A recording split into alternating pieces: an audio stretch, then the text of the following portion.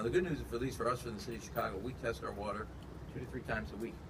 We're making the major infrastructure investments in our safe drinking water throughout the system, both at the, obviously dealing with the 2 largest water filtration plants, but also in coordination with the Metropolitan Eminent WRD, which is also dealing with the phosphorus issue, and we have the largest green infrastructure type investments.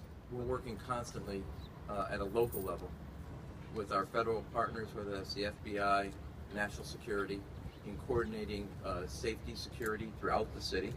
Thank God what happened at O'Hare wasn't anything, but what that did show is, given what happened, we had the plan in place. I do want to draw a correlation. Because of past incidents, there's many plans in place at O'Hare. This was a suitcase. You had dogs, you had robots, you realized, and then there was nothing. Beyond what's happening in the Middle East at this moment, we constantly are working on a level of security with our federal partners.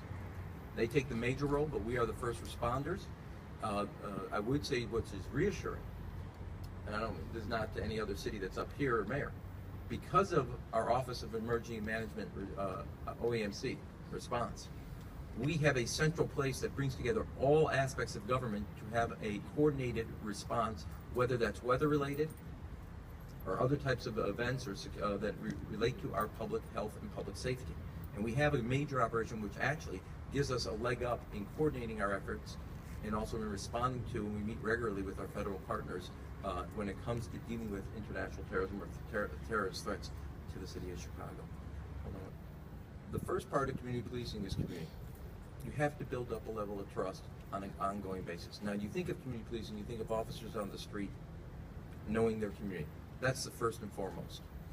But it's also, in addition, it's not just that. It's also, which is why we moved and closed down the CAPS office, the community policing that was in the central office, and moved all the resources into the community at the commander and district level, because you want somebody constantly at that local level working on community relations, community trust, and cooperation between a community and a police department. A police department will be effective in bringing safety if, in fact, there's a trust level where the community feels they can work with the police officers, not just to avert close to shooting, but to actually work together to prevent a shooting in the first place. And the proposal I had yesterday was about changing so officers had the jurisdiction or the judgment to ticket for low-level offenses. I do not think you should balance the budget by promoting recreational smoking of pot.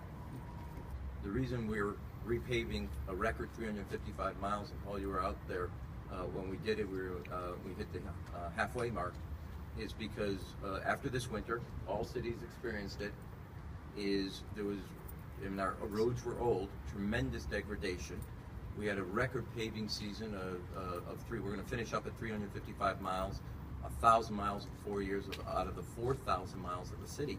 But there is more work to do, and there's no doubt about it. And the good news is a newly paved road for the city of Chicago lasts about 10 years. An old road, you're going to get the degradation from the potholes.